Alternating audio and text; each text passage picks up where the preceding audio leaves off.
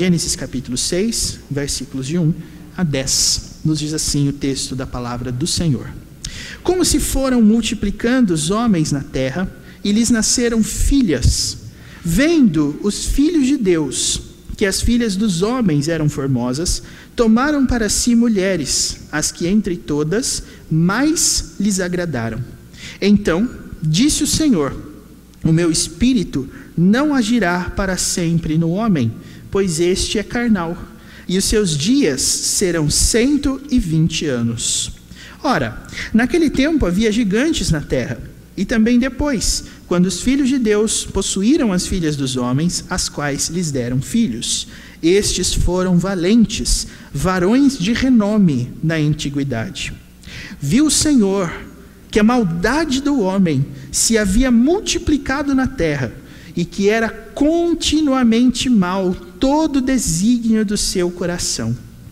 Então se arrependeu o Senhor de ter feito o homem na terra, e isso lhe pesou no coração. Disse o Senhor: farei desaparecer da face da terra o homem que criei, o homem e o animal, os répteis e as aves dos céus, porque me arrependo de os haver feito. Porém Noé achou graça diante do Senhor. Eis a história de Noé. Noé era um homem justo e íntegro entre os seus contemporâneos. Noé andava com Deus. Gerou 3 filhos, Sem, Cã e Jafé. Vamos ler novamente agora o versículo 3, meus irmãos. Todos juntos, me acompanhem nessa leitura. Vamos lá? Então disse o Senhor: o meu espírito não agirá para sempre no homem, pois este é carnal, e os seus dias serão 120 anos. Senhor Deus, mais uma vez estamos diante do texto da Tua palavra. E oramos mais uma vez também, que o Senhor nos dê entendimento e graça, para que possamos aplicar os princípios aqui aprendidos. Que o Senhor esteja, Deus, caminhando conosco, durante todos esses momentos que teremos aqui a oportunidade de ouvir a Tua palavra. Que todos os corações impenitentes, todos os corações que ainda se encontram rebeldes, possam também encontrar na Tua palavra, pela ação bendita do Teu Espírito, arrependimento e um novo caminho para as suas vidas. É o que nós pedimos em nome de Jesus. Amém. Meus irmãos, já é a segunda vez que nós temos falado sobre a ação do Espírito Santo num texto do Antigo Testamento. Semana passada nós falamos sobre esse tema com base em Isaías, e hoje eu quero usar este aqui, não somente porque é um texto que eu considero assim especial para mim. A minha primeira exegese no seminário foi sobre esse texto.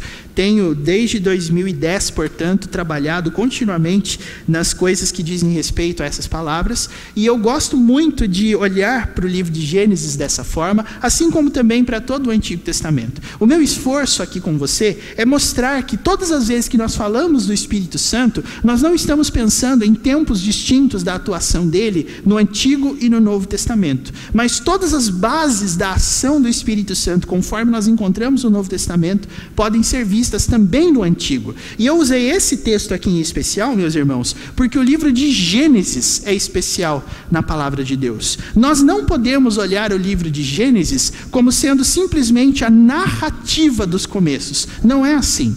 Sabemos que o livro de Gênesis recebe esse nome não só porque nele nós encontramos a história de todas as coisas desde o momento em que Deus criou tudo, mas o livro de Gênesis faz parte, meus irmãos, de uma coletânea de 5 livros. Os irmãos que já passaram pela classe de catecúmenos ou estão passando, sabem e estão aprendendo que o Pentateuco, os 5 primeiros livros da Bíblia e do Novo Testamento, também chamados de livros da lei, foram compostos por Moisés, e logo Gênesis, Êxodo, Levítico, Números e Deuteronômio têm a função na palavra de Deus de expor a sua lei moral. Muito embora a lei moral em termos formais foi dada apenas no livro do Êxodo, que é o 2º livro, em Gênesis nós também temos um princípio de lei. E eu gosto de pensar nisso justamente para que nós não tenhamos a ideia equivocada de que o céu, e no caso o jardim do Éden, antes da queda, era um lugar livre sem lei. Muito pelo contrário, o texto diz que o homem foi colocado no jardim do Éden e sobre ele existia uma ordem: de toda a árvore do jardim comerás livremente, mas da árvore do conhecimento do bem e do mal não comerás, porque no dia em que dela comeres, certamente morrerás. E o que é interessante sobre esse certamente morrerás de Gênesis capítulo 2, meus irmãos, é que o hebraico tem uma maneira diferente de dar ênfase na intensidade das coisas. Então, com certamente morrerás, nós lemos no português assim, Deus está falando sério.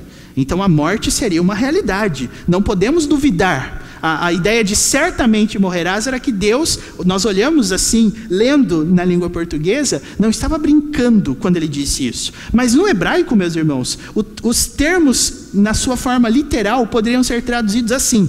Deus estaria dizendo, segundo o que está lá em Gênesis capítulo 2, versículo 17, no dia em que dela comeres, morrerás, morrerás. O verbo é repetido 2 vezes como uma forma de Deus não somente mostrar que ele não estava brincando, mas porque a morte sobre a qual ele estava falando era uma morte tão absolutamente definitiva que seria a ideia de algo irreversível. E meus irmãos, quando nós falamos que alguém morreu, nós não estamos falando de alguém que está muito doente, nós estamos falando de alguém que perdeu a vida. Então, quando o hebraico usa esse termo, esse verbo 2 vezes, morrerás, morrerás, lá de Gênesis 2, é para você entender que a morte no sentido bíblico não é simplesmente a extinção do corpo, mas a morte no sentido bíblico tem algo a ver com algo com muito mais profundidade do que simplesmente perder a vida. Nós sabemos que existe uma dimensão que não é uma dimensão que nós hoje contemplamos porque nós estamos vivos. Mas a Bíblia nos conta que a partir do momento em que nós morremos fisicamente, ou seja, que não há mais fôlego de vida nos nossos pulmões, nossos corpos vão para a sepultura e o nosso espírito ou a nossa alma, é a mesma coisa, vai para Deus. E ali, meus irmãos, nós já estaremos começando a ser consolados, se estamos em Cristo, ou já estaremos começando a sentir as angústias da condenação. Então a morte nesse sentido que a Bíblia trata, é uma certeza de que Deus jamais mentiu ou escondeu coisas. A morte é o momento em que você vai lembrar que tudo que você aprendeu na escola dominical e na igreja é verdade, ainda que a sua sociedade não consiga lidar muito bem com essa questão. Logo, o livro de Gênesis é importante para nós, porque nós entendemos que hoje nós estamos vivendo num mundo caótico, mas não era assim. E Gênesis, então, quer nos contar o que aconteceu. Por que nós temos toda essa história na qual o mundo que foi criado por Deus e o homem que foi criado à imagem e semelhança de Deus hoje nada mais é do que um depósito de maldade e corrupção. Gênesis nos conta essa história. E por isso, meus irmãos, eu escolhi esse livro. Porque como vocês podem ver, o Espírito está mencionado aqui. O versículo 3 que nós lemos aqui por 2 vezes, fala que o Senhor declarou de forma bem expressa que o Espírito não agiria para sempre no homem, pois ele é carnal. Então, o que eu gostaria de fazer nessa noite? Eu gostaria de mostrar a você, com base nesse texto, em quais áreas exatamente o Espírito Santo age sobre o homem. Deus criou todas as coisas para caminhar de uma forma. É claro que se nós olharmos a sequência do texto, nós vamos perceber que o pecado foi um ponto de transição na história humana. Claro que isso não quer dizer que Deus foi pego de surpresa ou algo assim. Mas o que nós estamos dizendo, meus irmãos, é que o pecado mudou a maneira que o homem se relaciona consigo mesmo, com os outros, com a criação e com o seu Criador. E o livro de Gênesis vai nos contar, então, com base nesse texto que nós temos diante de nós, quais são as áreas específicas nas quais o Espírito Santo age na nossa vida. E o meu objetivo é poder mostrar para você que toda a ação do Espírito sempre foi da mesma forma. É claro que no Antigo Testamento, pré ainda vinda de Cristo e pós-queda, pós-pecado do homem, nós temos algumas coisas que talvez você pense, nossa, mas será que é assim? E você vai perceber que o Novo Testamento corrobora essa ideia usando os mesmos elementos, tá? Como a palavra que Deus usou no versículo 3 é agir, então esse também é o tom que nós adotaremos na nossa mensagem. Como é que o Espírito Santo age sobre o homem? Como é que o Espírito Santo pode ser identificado dentro de nós? O que ele faz exatamente. Esse é o nosso tema aqui nessa noite. E o que nós podemos perceber, meus irmãos, é que o contexto que nós temos diante de nós é um contexto de ira de Deus. Deus está observando a criação e nesse texto Deus toma uma atitude extremamente drástica. Versículo 7 nos diz qual é essa atitude. Deus faria desaparecer da face da terra o homem que ele criou, mas não somente isso. E esse é um detalhe muito importante. Deus não estava pensando apenas no homem, mas o texto diz que o animal, os répteis e as aves dos céus estavam incluídos nesse plano de destruição que Deus queria fazer. Logo, Deus percebeu que o pecado havia atingido todos os setores da criação. E o Espírito, a ação do Espírito, também estava acontecendo sobre toda a criação. E se nós observarmos o livro de Gênesis, meus irmãos, nós perceberemos que a última vez em que Moisés citou no livro de Gênesis o Espírito Santo, além ou antes do capítulo 6, foi justamente no capítulo 1. E o capítulo 1 nos conta: no princípio criou Deus os céus e a terra estava sem forma e vazia, e o Espírito de Deus pairava sobre a face das águas. Depois dessa menção ao Espírito no capítulo 1 de Gênesis, o Espírito só volta a ser mencionado no capítulo 6. E isso para nós é extremamente importante, por quê? Porque nós percebemos, meus irmãos, e é claro, o objetivo não é dar um estudo bíblico, mas eu acho que a informação é relevante para o nosso entendimento do texto.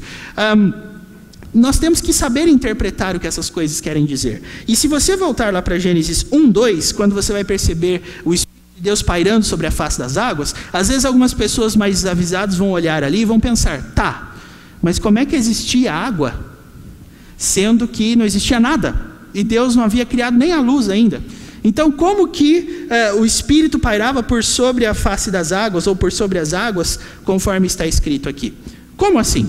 O que nós entendemos com isso, meus irmãos, é que o Espírito Santo estava num lugar pairando sobre uma terra que, segundo o texto, estava sem forma e vazia. A ideia de estar sem forma e vazia quer dizer que Deus tinha diante dele um projeto daquilo que ele criaria, e o que o Espírito Santo estava fazendo é estar posicionado exatamente sobre o lugar onde as águas surgiriam. Então, se você pensar, por exemplo, na praia, onde você tem a areia e você tem o mar, você vai pensar que é exatamente onde estava o mar que o Espírito Santo estava quando todas as coisas foram criadas. A ideia, meus irmãos, do autor do texto é relacionar com toda certeza o Espírito Santo à água. E os irmãos já vão entender por quê. Mas existe então, dentro desse momento, essa citação do Espírito relacionada à face das águas.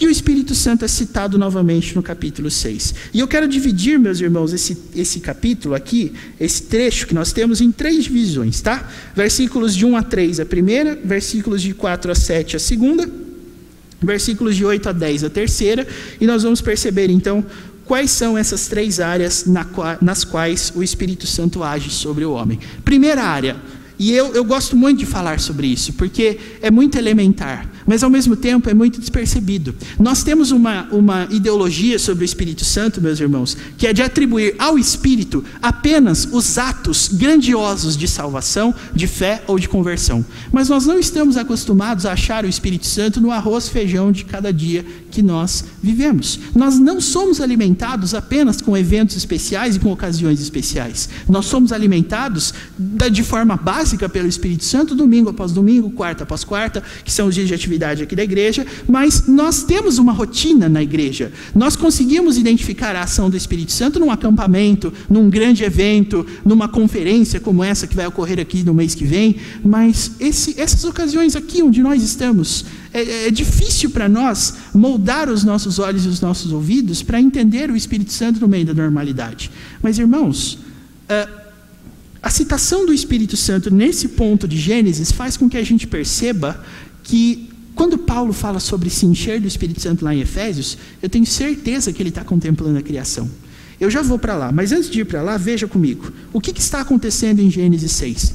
Os homens estão se multiplicando na terra, filhos e filhas estão nascendo para as 2 gerações, a geração dos filhos de Deus e a geração dos filhos dos homens. E agora a necessidade de se casar estava diante deles. E eu quero lembrar a você, quem criou o casamento? Foi Deus. Antes desses casamentos aqui, quais foram os outros casamentos narrados na Bíblia?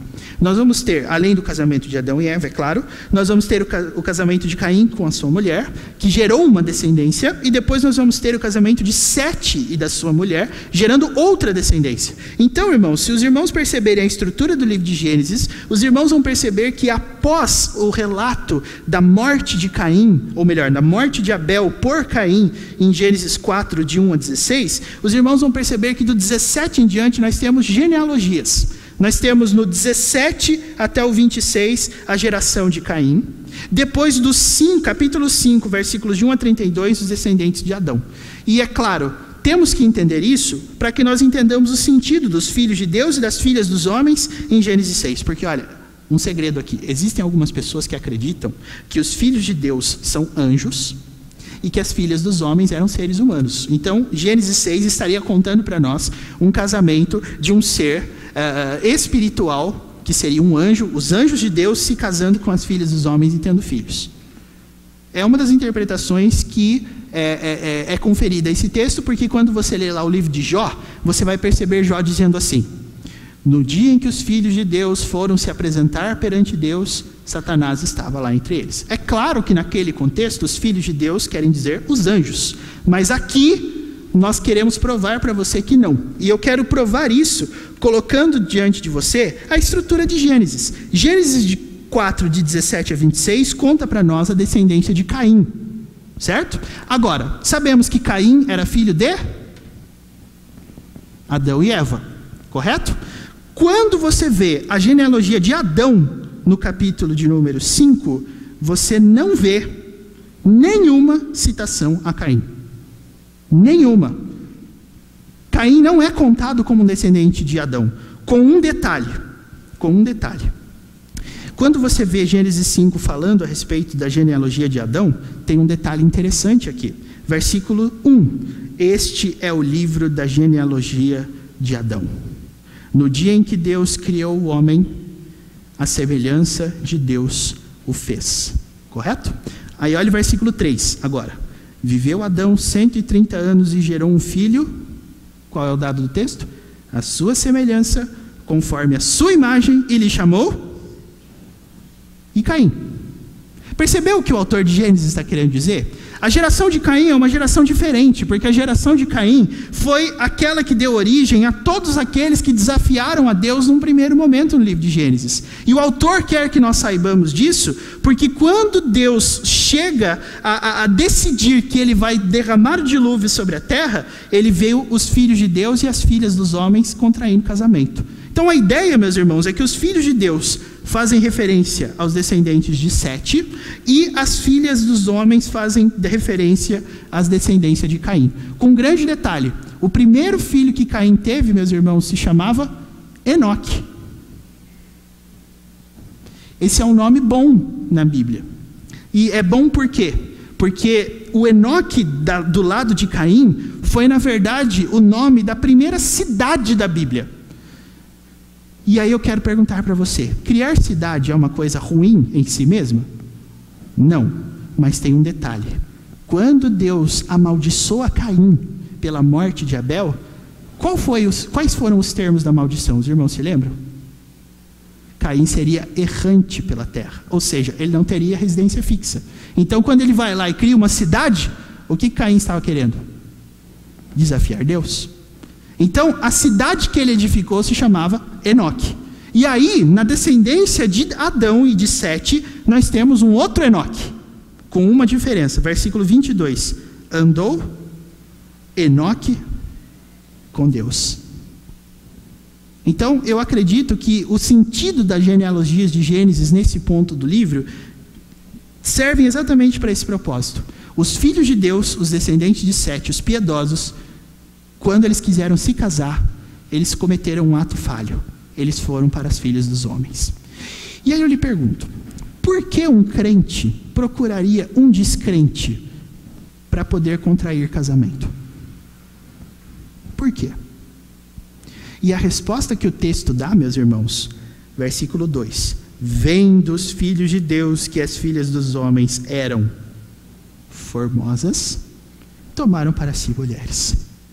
Ora, seria absurdo nós supormos que todos os filhos de Deus do sexo feminino eram feios, e os filhos e as filhas dos homens eram bonitas. Não tem gente, não ia ter mulher bonita na descendência de Sete. Seria absurdo nós supormos isso. Mas então qual é o sentido da beleza que os filhos de Deus enxergaram nas filhas dos homens? E aí você vai começar a perceber que essa ideia de deturpar a visão do casamento foi um dos efeitos imediatos da queda.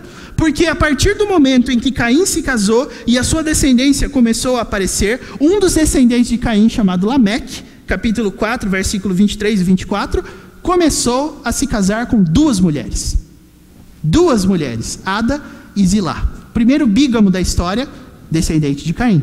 E aí os filhos de Deus começaram a entrar nesse negócio. E eles começaram a olhar para as mulheres que faziam parte da geração dos descendentes de Caim e começaram a olhar para eles de uma forma a cobiçá-los. E a beleza que eles enxergavam nas filhas de Deus não era a mesma beleza que eles enxergavam nas filhas dos homens. Porque as filhas dos homens, meus irmãos, por serem descendentes de Caim, por fazerem parte de uma geração reprovada, segundo os valores morais de Deus, cativava pelo seguinte, nós sabemos disso, nós temos ali uma referência ao fato de que todos os homens que querem procurar mulheres para se casar, segundo o relato de Gênesis, deveriam procurar uma auxiliadora idônea. Mas a partir do momento em que os filhos de Deus começaram a olhar para as filhas dos homens, nós não temos, meus irmãos, uma referência ao fato de que eles estavam procurando auxiliadoras idôneas. Eles estavam procurando maneiras de se saciar. Eles estavam procurando maneiras de projetar os seus desejos. Eles estavam procurando maneiras de dar vazão às suas cobiças pecaminosas. E foi por isso que eles foram para as filhas dos homens. Foi isso, meus irmãos, que fez com que o Senhor percebesse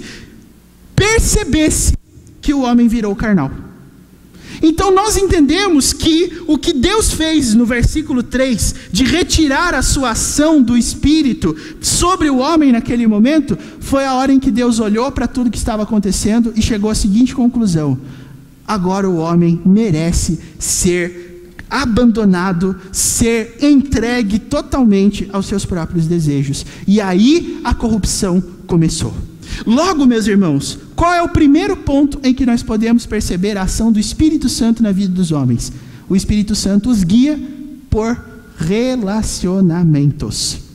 Nós procurarmos os filhos de Deus e contrairmos amizade com os filhos de Deus e buscarmos santidade através dos filhos de Deus é algo que o Espírito Santo provoca em nós. Porque nós sabemos muito bem que todas as vezes que nós estamos mal intencionados, no sentido de que nós queremos pecar, nós vamos procurar pessoas que facilitem isso. Nós vamos procurar festas que permitam isso. Nós vamos procurar amizades que nos conduzam para isso. Agora, se nós queremos santificação, nós queremos nos aproximar de pessoas que farão parte do mesmo objetivo que nós. E todas as vezes que você, filho de Deus, transformado, regenerado, procura se aliar a pessoas que são descrentes, existe só uma explicação pela qual isso é possível. É a mesma coisa que fez os filhos de Deus olharem para as filhas dos homens e se apaixonarem.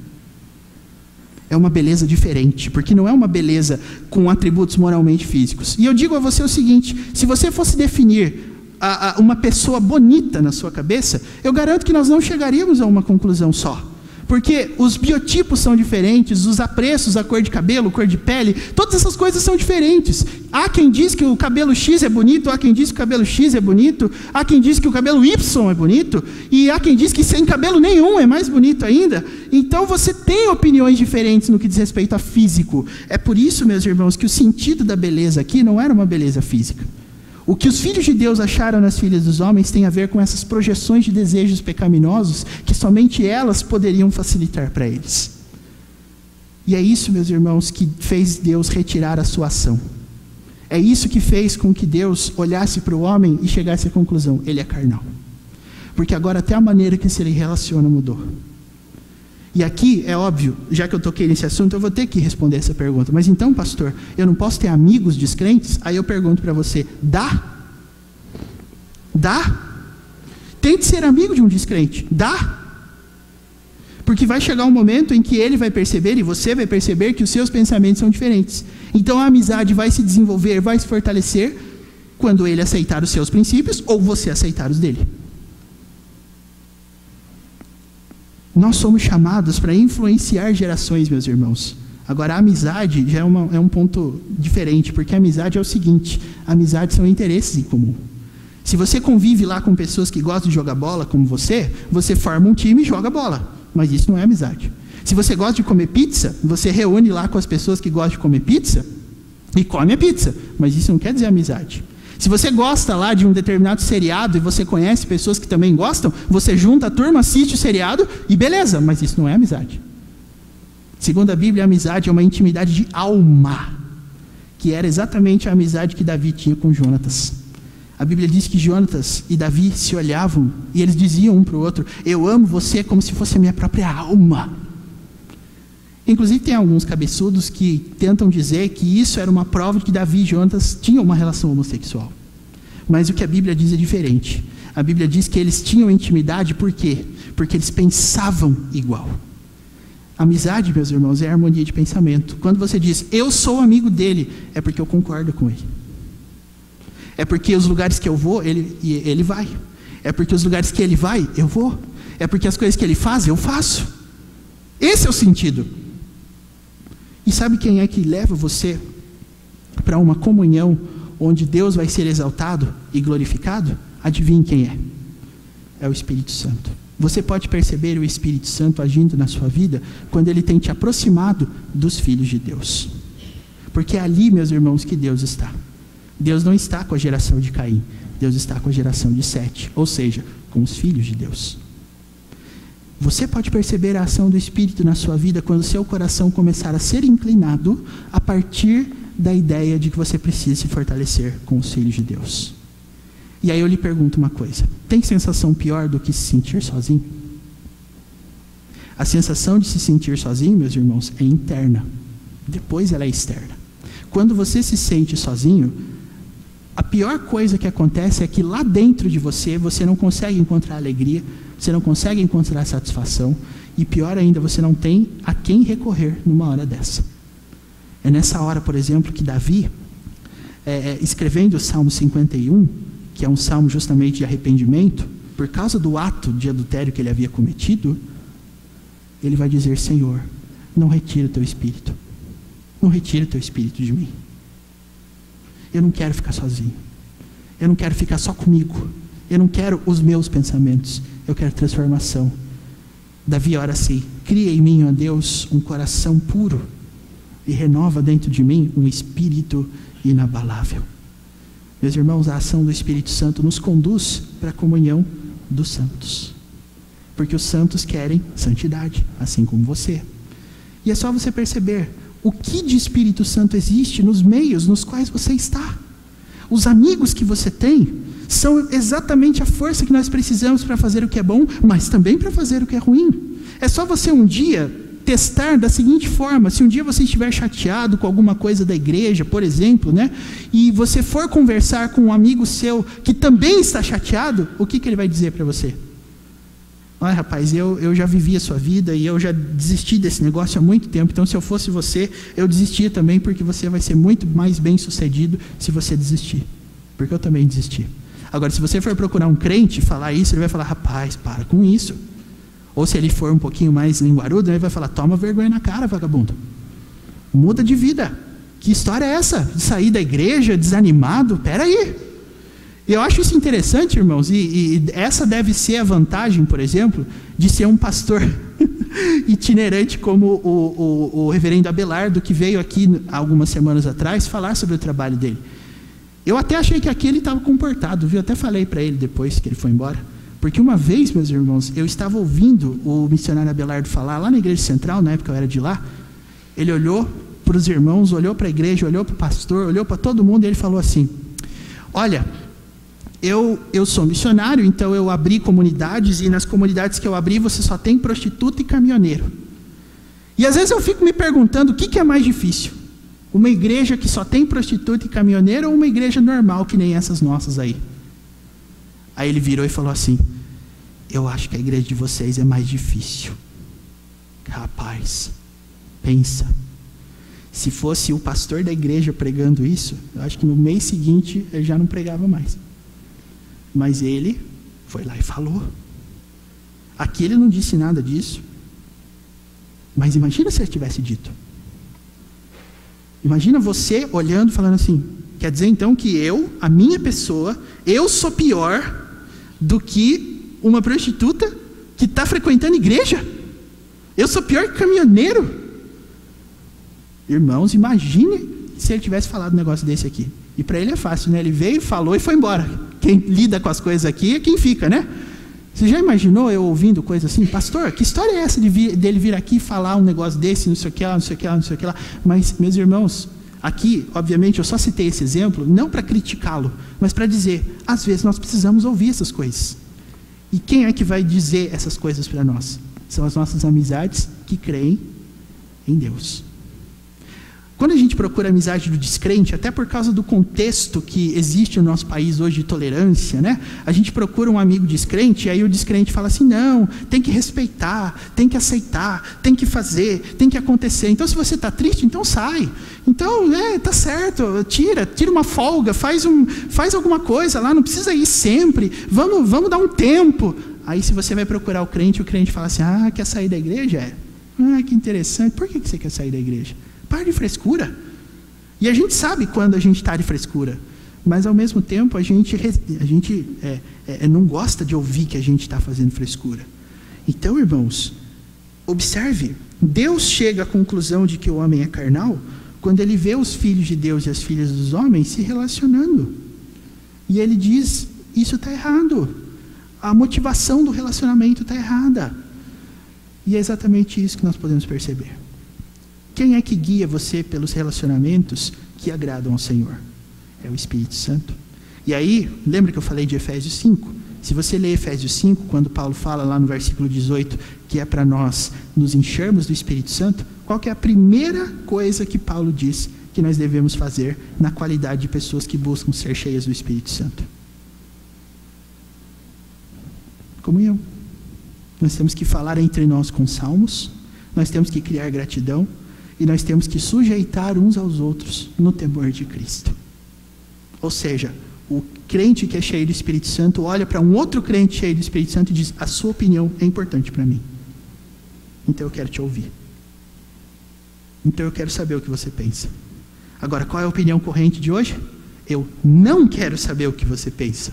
Eu não ligo para o que você pensa. Eu não estou nem aí para o que você pensa. Eu penso e é isso. Eu lhe digo, isso não tem Espírito Santo. Não há Espírito Santo aí.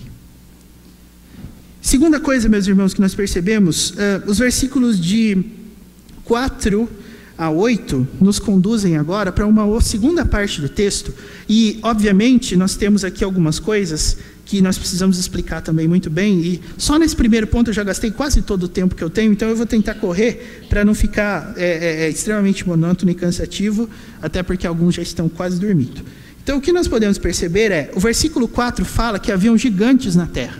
E esse é um ponto de absoluta dificuldade se você estiver pensando, mas que tipo de gigante é esse? Ora, vamos olhar para o versículo 4 e nós vamos perceber. Os gigantes surgiram, meus irmãos, quando os filhos de Deus possuíram as filhas dos homens, as quais lhe deram filhos. Ou seja, qual foi o resultado dessa união entre filhos de Deus e filhas dos homens? Foi esse povo aqui que foi chamado de gigantes. Ora, a palavra gigante faz você pensar em quê? Faz você pensar num homem de estatura descomunal, grande, maior do que tudo. E é por isso que algumas pessoas dizem que os filhos de Deus são anjos e que as filhas dos homens são mulheres, porque o casamento entre anjo e mulher ia ser justamente um gigante. Mas o texto, meus irmãos, foi mal traduzido. A palavra gigantes é uma palavra que foi usada na Septuaginta, ou seja, na tradução do texto hebraico para o texto grego. Qual seria o termo hebraico correspondente aqui? Nefilins. Naquele tempo havia nefilins na terra. Os nefilins, quem eram? Eram o povo que cuidava da terra de Canaã na época em que os espias foram espiar a terra. Vocês se lembram do que os espias viram quando eles chegaram em Canaã? Homens grandes. Era esse tipo de homem, meus irmãos, que o texto estava falando. E João Calvino interpreta essa expressão dizendo o seguinte: eles são chamados de gigantes porque eles eram igual tempestade, por onde eles passavam eles devastavam. Meus irmãos, foi isso que fez com que Deus percebesse que o homem é carnal. Não é apenas o relacionamento de casamento que estava prejudicado, mas agora os homens que eram maiores e mais fortes estavam se impondo contra os mais fracos e ganhando seus terrenos na base da mão, na base da arma e na base da guerra. Deus olhou tudo isso, até porque a gente falou muito de casamento aqui, mas o versículo 4 fala de um outro tipo de relacionamento, que é esse relacionamento humano que a gente tem, olhando um para o outro e tentando subjugar conforme a força. Isso também era uma prova de que Deus olhou e tinham coisas ali que estavam erradas.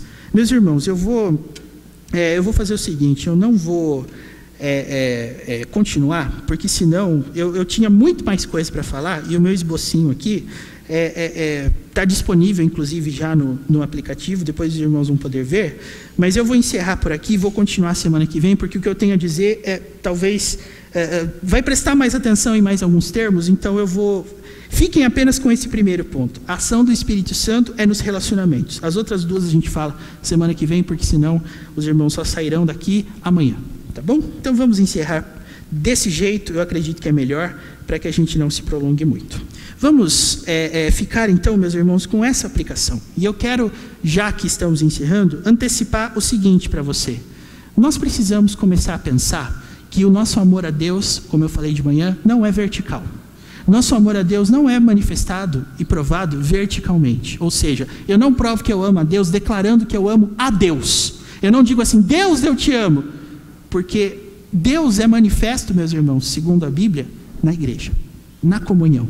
Então, dizer que ama a Deus é também dizer que você ama aqueles a quem Deus salvou.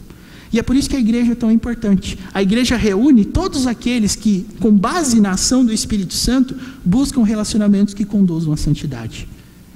E a importância que a igreja tem na sua vida é justamente um reflexo da ação do Espírito Santo na sua vida. Se houve um tempo onde a igreja não era substancialmente importante para você, a partir do momento em que o Espírito Santo começar a dominar o seu ser e que você buscar ser cada vez mais cheio do Espírito, sabe o que você também vai buscar? Comunhão. Você também vai buscar a companhia dos santos. Você vai buscar a sabedoria que os nossos irmãos, talvez mais experientes na fé, tenham para te oferecer. Você vai cada vez menos tomar decisões sozinho. E o que eu quero dizer com isso, meus irmãos? Simples assim. Você pode ter muito tempo de igreja, mas eu lhe garanto uma coisa: você não sabe tudo. E algumas decisões que nós tomamos, ainda com muito tempo de igreja, são decisões, meus irmãos, que nem sempre se provam as mais adequadas. Por isso que o livro de Provérbios nos diz assim: na multidão dos conselhos existe ou habita sabedoria. O lugar onde você pode buscar isso é a igreja. Você não é chamado a ser independente. Até porque eu lhe digo, se você buscar ser independente e tentar construir uma fé individual, uma fé sua, uma fé própria, que não tenha relação com ninguém e que seja algo determinado apenas por você, você já vai perder totalmente o senso crítico. Porque você não vai olhar no espelho todo dia e falar: você está errado. Porque se você falar você está errado, você estará dizendo eu estou errado. Isso não vai acontecer. Então o Espírito Santo, meus irmãos, é manifesto onde os crentes, os filhos de Deus, não vão buscar os filhos dos homens, mas eles vão buscar os outros filhos de Deus. E eles têm prazer na comunhão dos filhos de Deus. Então, uma das perguntas que eu faria, se eu tivesse conseguido pregar tudo, mas faço agora porque esse ponto eu já falei, é a seguinte: qual é o papel da igreja? Qual é o papel dos irmãos? Qual é o papel da comunhão na sua maneira de enxergar o Espírito Santo? Você acha que quando Deus ensinar você sobre alguma coisa, Deus usará o que para fazer isso? Porque algumas pessoas buscam Deus como se fosse um bando de experiência aleatória.